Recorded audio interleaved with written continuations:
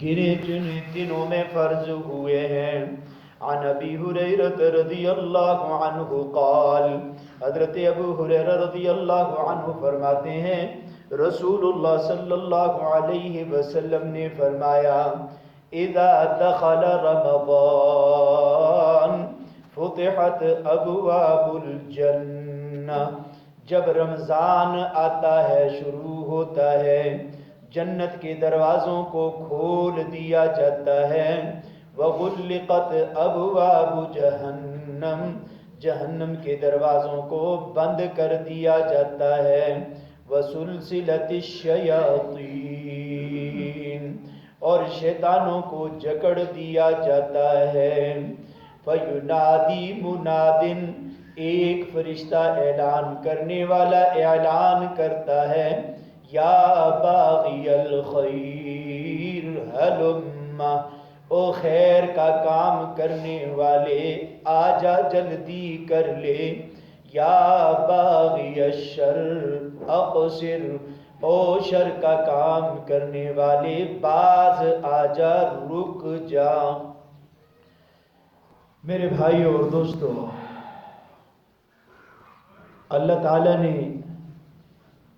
انسانوں کی قیمت بڑھانے کے لیے، اللہ تعالیٰ نے انسانوں کی قیمت بڑھانے کے لیے انسانوں کو اعمال دیے ہیں کہ انسان عمل کرے گا، انسان کی قیمت بڑھے گی، انسان کی عظمت بڑھے گی۔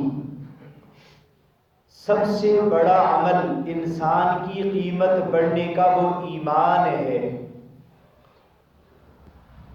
قیمت بڑھنے کا سب سے بڑا عمل ایمان ہے۔ ایک طرف ساری انسانیت ہو، ایمان سے خالی ہو، دوسری طرف ایک ایمان والا ہو جس کے سینے میں لا الہ الا اللہ محمد الرسول اللہ کی دولت ہو۔ یہ ایک لا الہ الا اللہ محمد الرسول اللہ کروڑوں اربوں کھربوں انسانوں سے زیادہ قیمتی ہے۔ حتیٰ کہ یہاں تک آتا ہے جب تک ایک کلمہ گو ہوگا، ایک کلمہ پڑھنے والا ہوگا، اللہ زمین اور آسمان کے نظام کو برقرار رکھے گا۔ جس دن کلمہ گو دنیا سے رخصت ہو جائے گا، اسی وقت سے اللہ زمین اور آسمان کے نظام کو درم برم کر کے رکھ دے گا۔ تو آج کا کافر جو مزے کر رہا، آج کا کافر جو ایمان والوں کو آنکھیں دکھا رہا، وہ بھی ایمان والوں کی وجہ سے ہے۔ آج اگر ایمان والا نہ ہو، سارے کافروں کو اللہ نیست و نابود کر دے گا۔ تو اللہ کے نزدیک انسان کی قیمت ایمان سے بڑھتی ہے، ایمان سے بڑھتی ہے، اور پھر ایمان والوں کی قیمت نیک اعمال سے بڑھتی ہے۔ نیک عمل ہو، اخلاص سے ہو، نبی کے طریقے پر ہو۔ ایک طرف مسلمان ہیں، ہزاروں ہیں، لاکھوں ہیں، مسلنڈے پھرے، نہ نماز ہے، نہ روزہ ہے، نہ حج ہے، نہ زکوٰۃ ہے، تھوڑا بہت کرتا بھی ہے تو ریاکاری ہے۔ اور ایک طرف مخلص اخلاص سے عمل کرنے والا ایمان والا ہے، اللہ کا حکم نبی کے طریقے پر پورا کرنے والا، اللہ کے نزدیک یہ ایمان والا ان لاکھوں مسلمانوں سے زیادہ قیمتی ہے۔ تو بہرحال اللہ تعالیٰ نے انسانوں کی قیمت بڑھانے کے لیے اللہ نے ایمان دیا ہے۔ ایمان سے قیمت بڑھتی ہے، اور پھر ایمان والوں کی قیمت نیک اعمال سے بڑھتی ہے، اور ان نیک اعمال میں سے ایک عمل روزے کا ہے۔ روزے کا عمل، اس سے ایمان والے کی حیثیت بڑھتی ہے، اس سے ایمان والے کی قدر بڑھتی ہے، اس سے ایمان والے کی عظمت بڑھتی ہے۔ اور اللہ تعالیٰ قرآن میں کہہ رہا ہے یا ایھا الذین آمنوا کتب علیکم الصیام، یہ روزہ میں نے تمہارے لیے فرض کیا ہے، اور یہ تم سے پہلے لوگوں پر بھی فرض تھا۔ اس کی کیفیت مختلف تھی، بعضوں پر رجب کے کچھ روزے تھے، بعضوں نے کچھ شعبان کے کچھ تھے، بہرحال مختلف قسم کے اکا دکا کچھ روزے، اور بعضی امتوں پر اللہ تعالیٰ نے 3 مہینے کے روزے بھی فرض کر دیے، تو یہ کہا کما کتب علی الذین من قبلکم، تم سے پہلے لوگ بھی یہ روزہ رکھ چکے ہیں، اور اس روزے سے مقصود لعلکم تتقون ہے، ہم تمہیں پرہیزگار بنانا چاہتے ہیں، تم متقی بن جاؤ، پرہیزگار بن جاؤ۔ پہلے کئی دفعہ گزر چکا ہے، تقوی کسے کہتے ہیں؟ روزہ رکھنا، صحیح طریقے پر روزہ رکھے تو متقی بنے گا، اور متقی کہتے کس کو ہیں؟ سیدنا عمر رضی اللہ عنہ نے حضرت ابو عبیدہ بن جراح رضی اللہ عنہ سے پوچھا، کہا ارے بھائی عبیدہ، ابو عبیدہ یہ عشرہ مبشرہ میں سے ہیں، فرمایا تقوی کسے کہتے ہیں؟ تقوی کس چیز کا نام ہے؟ سیدنا ابو عبیدہ بن جراح رضی اللہ عنہ نے کہا، امیر المومنین، ایک کانٹے والا راستہ ہو، راستہ ہے کانٹے دار جھاڑیاں ہیں، تنگ راستہ ہے، کانٹے دار جھاڑیاں ہیں، اور کپڑے پہننے والا انسان ان جھاڑیوں کے اندر سے اس راستے سے گزرے، وہ دیکھتا ہے میرا کپڑا نہ اٹک جائے، میرا رومال کانٹے کے ساتھ اٹک نہ جائے، اور مجھے کانٹا چبھ نہ جائے۔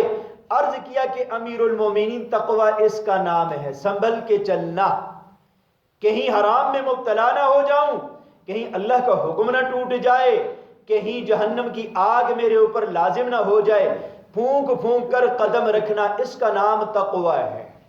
تو اگر صحیح طریقے پہ روزہ رکھے گا تو اللہ پاک تقوی والی صفت دے گا۔ اور مولانا یوسف صاحب رحمۃ اللہ علیہ سے پوچھا گیا کہ حضرت تقوی کسے کہتے ہیں؟ تقوی کیا ہوتا ہے؟ بڑی قیمتی بات کی، فرمایا نیکیوں کے اندر سے کمیاں تلاش کرنے کا نام تقوی ہے۔ نیکیوں کے اندر سے کمیاں تلاش کرنا۔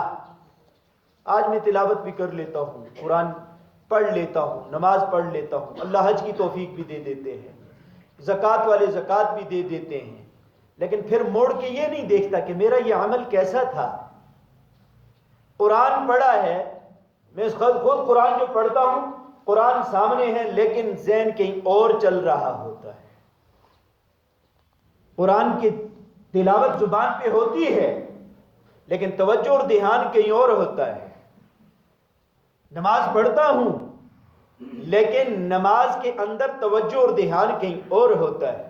کئی دفعہ رکعت کا بھی پتہ نہیں چلتا، کئی دفعہ الفاظ کا پتہ نہیں چلتا، نماز تو چل رہی لیکن توجہ اور دھیان کہیں اور ہمارے استاد حضرت مولانا جمیل صاحب رحمۃ اللہ علیہ وہ فرمایا کرتے تھے، نماز کے اندر دماغ اس چیز میں چلے گا جو نماز سے باہر کرتے تھے، نماز کے اندر دماغ اس چیز میں چلے گا جو نماز سے باہر کرتے تھے۔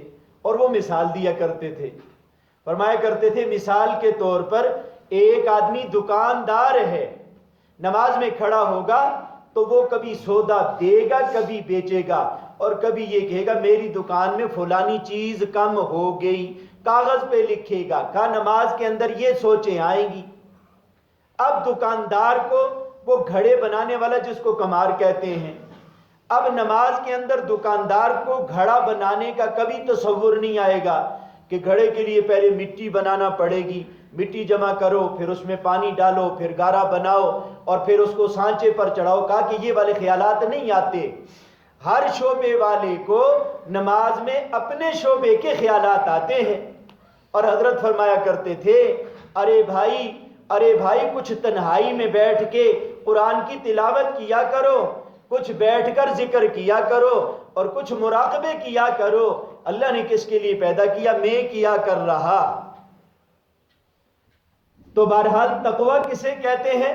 حضرت مولانا یوسف صاحب رحمۃ اللہ علیہ سے پوچھا گیا تو حضرت نے فرمایا نیکیوں کے اندر سے کمیاں تلاش کرنے کا نام تقوی ہے۔ نماز پڑھی ہے تو تھوڑی دیر بیٹھ جائیں، سب سے پہلے تمہیں سلام پھرتے ہی 1 منٹ نہیں لگتا، فوراً مسجد سے باہر نکلے گا، فوراً۔ حالانکہ نماز کے فوراً بعد حدیث پاک کے اندر آتا ہے فرشتہ اس نمازی کے لیے دعا کرتا ہے، اللہم اغفر لہ ورحمہ وعافیہ، اے اللہ اس کو معاف کر دے، اے اللہ اس پر رحم کر۔ فرشتہ دعا کرتا ہے نمازی کے لیے، اے اللہ اس کو معاف کر، اس پر رحم کر، اے اللہ اس کے ساتھ عافیت والا معاملہ فرما، ورزقہ، اے اللہ اس کو روزی دے دے، اس کو روزی، فرشتہ دعائیں کرتا ہے، اللہم اغفر لنا ورحمنا وہدینا، اور فرشتے وہدی، اور فرشتہ کہتا ہے اللہ اس کو ہدایت دے دے، یہ 5 دعائیں فرشتہ کرتا ہے۔ اور ہمارا نمازی تو رمضان میں بھی 1 منٹ نہ لگائے کہ کہیں فرشتے کی دعا میرے حق میں کہیں قبول ہی نہ ہو جائے۔ تو بہرحال نماز پڑھے، نماز پڑھنے کے بعد میری نماز میں کیا کمی ہوئی ہے، میں نے جو رکوع کیا ہے میرا سر اور کمر دونوں برابر تھے، رکوع کی حالت میں میری نگاہ پاؤں کے اوپر تھی، سجدے کی حالت میں میری نگاہ ناک پر تھی، قیام کی حالت میں میری نگاہ سجدے والی جگہ تھی، اور جب میں تشہد میں بیٹھا تو میری نگاہ ہاتھوں پر یا گود پر تھی یا گشتیں کرتی رہی۔ کیا نماز کے دوران میرے کان امام کا قرآن سنتے رہے یا لوگوں کی باتیں سنتے رہے؟ میری نظر نگاہ گشتیں تو نہیں کرتی رہی، دل اور دماغ کہاں متوجہ رہا؟ اپنی نیکیوں کے اندر سے کمی تلاش کرنا، اس کا نام ہے تقوی۔ قرآن کہتا ہے اگر روزہ رکھو گے، اگر روزہ رکھو گے تو لعلکم تتقون، امید ہے روزے کی وجہ سے اللہ تمہیں تقوی والی صفت دے گا، حرام سے بچنے کی توفیق دے گا، اور پھر تنہائیوں میں بیٹھ کر اپنی نیکیوں کے اندر سے کمیاں تلاش کرے گا کہ اللہ توفیق تو نے دی تھی نماز کی لیکن اس میں یہ کمی رہ گئی، اے اللہ تو نے روزے کی توفیق دی لیکن اس روزے میں آج یہ کمی رہ گئی، اگلے کل کا عزم کرتا ہوں اے اللہ اگلے کل میرے روزے میں یہ کمی نہیں ہوگی۔ تو لیکن شرط یہ ہے کہ روزہ ٹھیک ہو، صحیح روزہ ہو۔ ہمارے ہاں ایک بیماری یہ ہے، فضائل سن کر تو عمل کرتے ہیں، فضائل سن کر کہ روزہ رکھنے کا یہ اجر، قرآن پڑھا اس کا یہ اجر، نفل پڑھے رمضان میں تو فرض کے برابر، ایک فرض 70 فرضوں کے برابر، یہ سارے فضائل کے شوق سے عمل کرتے ہیں، بڑی اچھی چیز ہے۔ لیکن ہم جو روزے کی جو شرائط ہیں، جو روزے کی شرطیں ہیں، ان کا خیال نہ میں کرتا ہوں نہ آپ لوگ کرتے ہیں۔ مثال کے طور پر وضو کر لیتے ہیں، وضو کرنے کا اجر ہے، بسم اللہ کر کے وضو کرو تو سارے جسم کے اعضاء کے گناہ دھل جاتے ہیں، وضو کر لیا، پھر نماز پڑھے، نماز کا بھی اجر۔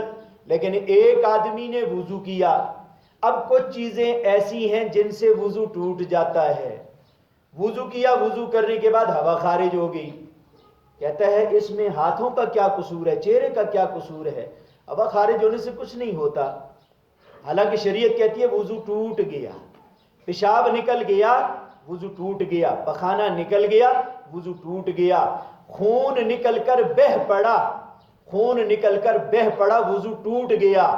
رکوع سجدے والی نماز میں کھڑا تھا اور اس نے قہقہ لگا دیا، وضو ٹوٹ گیا۔ تو ایک طرف وضو بنانا، دوسری طرف یہ ہے کہ جو وضو کے موانع ہیں ان سے بھی پرہیز کرنا۔ ایسا نہ کہ وضو ٹوٹا ہوا ہو اور میں خوش ہوں، ماشاءاللہ نماز پڑھ رہا ہے، تراویح کی تہجد کی پڑھ رہا ہے، لیکن وضو ٹوٹ چکا ہے۔ ایسے ہی ہم روزہ تو رکھتے ہیں کہ کھانے سے بھی رک گیا، پینے سے بھی رک گیا، جماع سے بھی رک گیا، اور قرآن کی تلاوت بھی ہو رہی، نمازیں بھی ہو رہی، مسجدیں بھی بھر رہی، لیکن روزے کی شریعت نے کچھ شرطیں رکھی ہیں جن سے روزہ ٹوٹ جاتا ہے۔ مثال کے طور پر آنکھوں کی حفاظت کرنا، آنکھوں کی حفاظت کرنا، کسی غیر محرم پر نگاہ نہ پڑے حالت روزے میں، یہ شرط ہے۔ کانوں کی حفاظت کرنا کہ کان کوئی غیبت نہ سنے، کان کوئی گانا نہ سنے، اور ایسے ہی زبان کی حفاظت کرنا، زبان سے جھوٹ نہ بولے، زبان سے کسی کی برائی بیان نہ کرے، زبان سے کسی پر تہمت نہ لگائے، زبان سے چغلی نہ کرے۔ تو آنکھوں کا بھی روزہ ہو، کانوں کا بھی روزہ ہو، اور زبان کا بھی روزہ ہو۔ اگر آنکھیں جانوروں کی طرح استعمال ہو رہی، کان جانوروں کی طرح استعمال ہو رہے، زبان اسی طریقے پہ استعمال ہو رہی، فقہا تو کہتے ہیں روزہ ہو جائے گا، لیکن اللہ کے نبی کے نزدیک روزہ صرف فرضیت تو ادا ہو جائے گی، اجر سے محروم ہو جائے گا، اجر سے محروم ہو جائے گا۔ دو عورتوں نے رسول پاک صلی اللہ علیہ وسلم کی خدمت میں ایک قاصد کو بھیجا کہ آپ اللہ کے نبی سے جا کے عرض کریں، یا رسول اللہ ہمیں سخت بھوک لگی ہے، پیاس لگی ہے، شام کا وقت ہے، آپ ہمیں روزہ توڑنے کی اجازت دے دیں، روزہ توڑنے کی اجازت دے دیں۔ وہ قاصد رسول پاک علیہ السلام کے پاس آیا کہ یا رسول اللہ وہ فلانی دو عورتیں انہوں نے روزہ رکھا ہے اور ان کی یہ حالت ہو گئی بھوک اور پیاس سے کہ وہ مرنے کے قریب ہیں، روزہ توڑنے کی اجازت مانگ رہی۔ رسول پاک علیہ السلام نے 2 پلیٹیں بھیج دی، فرمایا ان کو کہہ دو جو تم لوگوں نے کھایا تھا ان 2 پلیٹوں میں الٹی کرو، قے کر کے میری طرف بھیج دو۔ اب ان دونوں نے الٹی کی تو اس میں گوشت کے ٹکڑے تھے، اس میں خون تھا۔ رسول پاک علیہ السلام نے فرمایا ان دونوں نے غیبت کی ہے۔ غیبت کس کو کہتے ہیں؟ غیبت اس کو کہتے ہیں کسی مسلمان میں وہ برائی موجود ہو اور اس کی عدم موجودگی میں اس کی برائی کا تذکرہ کرنا، اس کو غیبت کہتے ہیں۔ ایک آدمی ہے ٹھگنے کا قد کا ہے، یہ بیماری اس میں موجود ہے، اس کی عدم موجودگی میں میں کہتا ہوں ارے بھائی عبداللہ کا قد چھوٹا ہے، ٹھگنے قد والا ہے، اس کو غیبت کہتے ہیں۔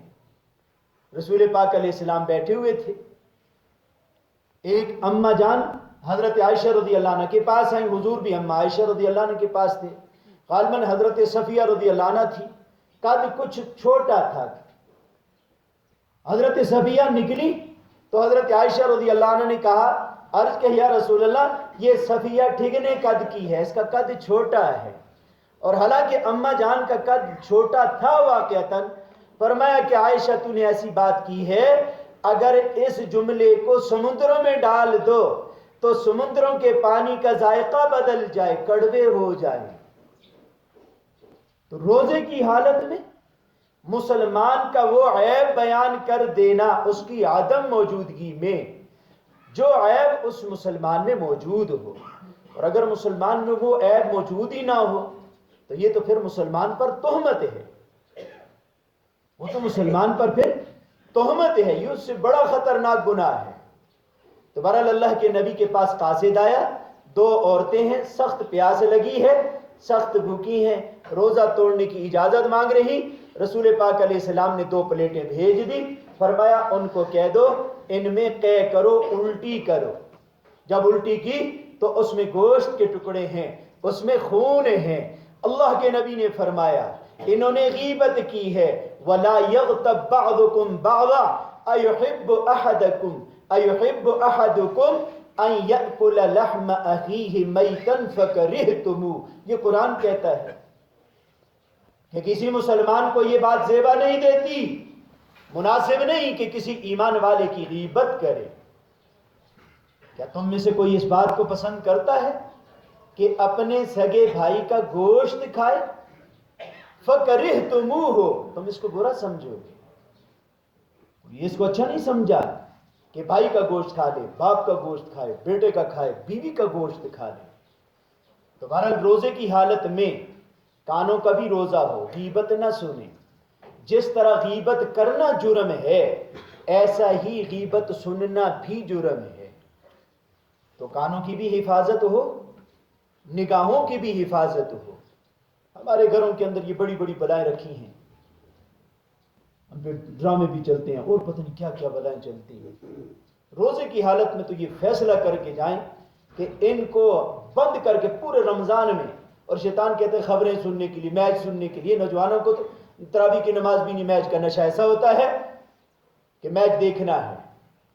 تو بہرحال یہ شیطان دھوکہ دیتا ہے، تھوڑی دیر کے لیے میچ دیکھ لو، تھوڑی دیر کے لیے خبریں ذرا حالات کا پتہ چل جائے، تو یہ دھوکہ دیتا ہے شیطان۔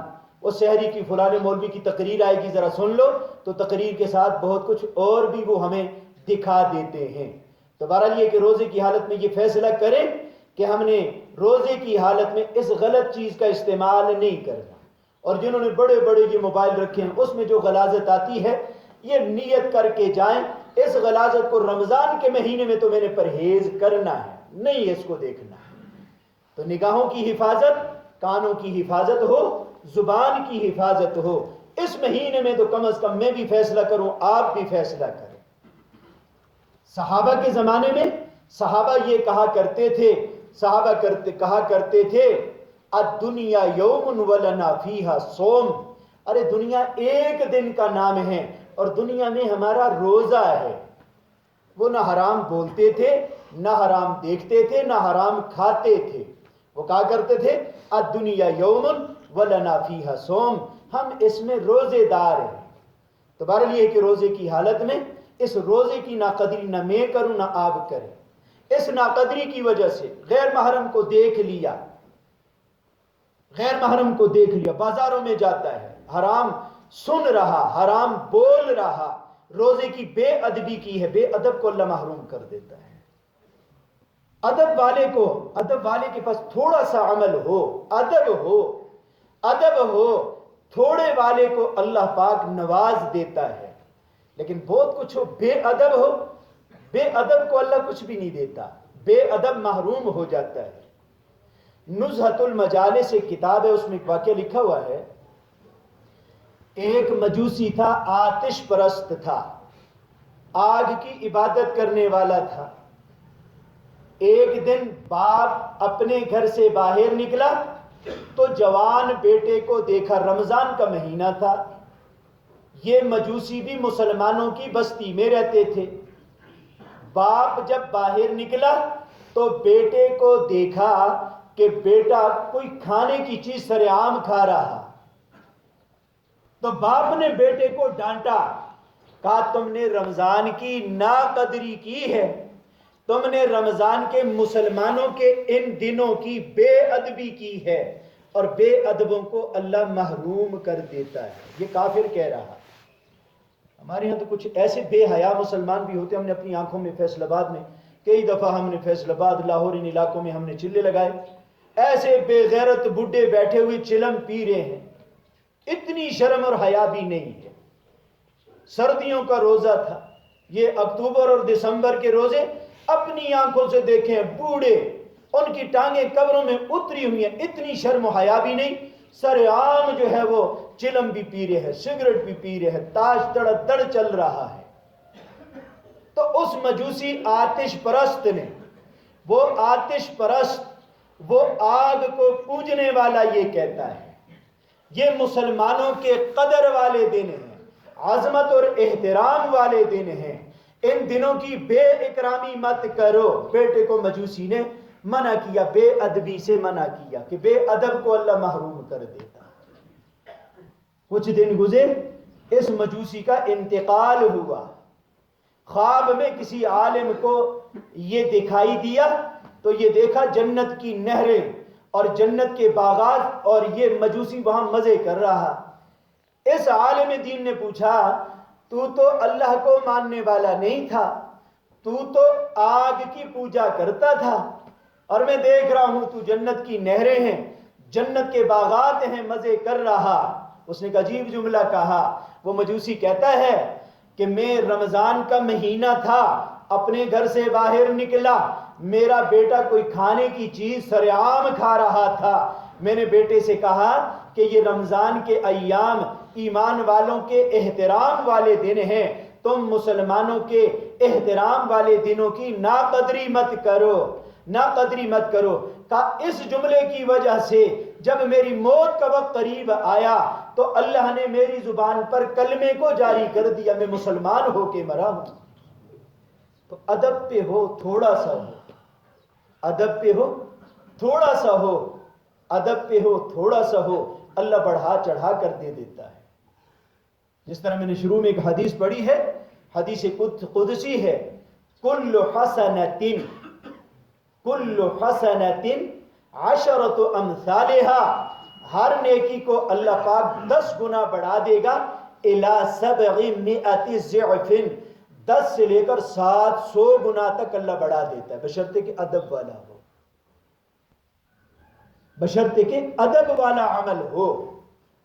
اور ہمارے شیخ مولانا نذر الرحمان صاحب وہ ہمیشہ ایک جملہ کہا کرتے ہیں، وہ فرماتے ہیں ہر عمل کے لیے آداب، ہر عمل کے لیے ادب اس طرح ہے جس طرح نماز کے لیے وضو ہوتا ہے۔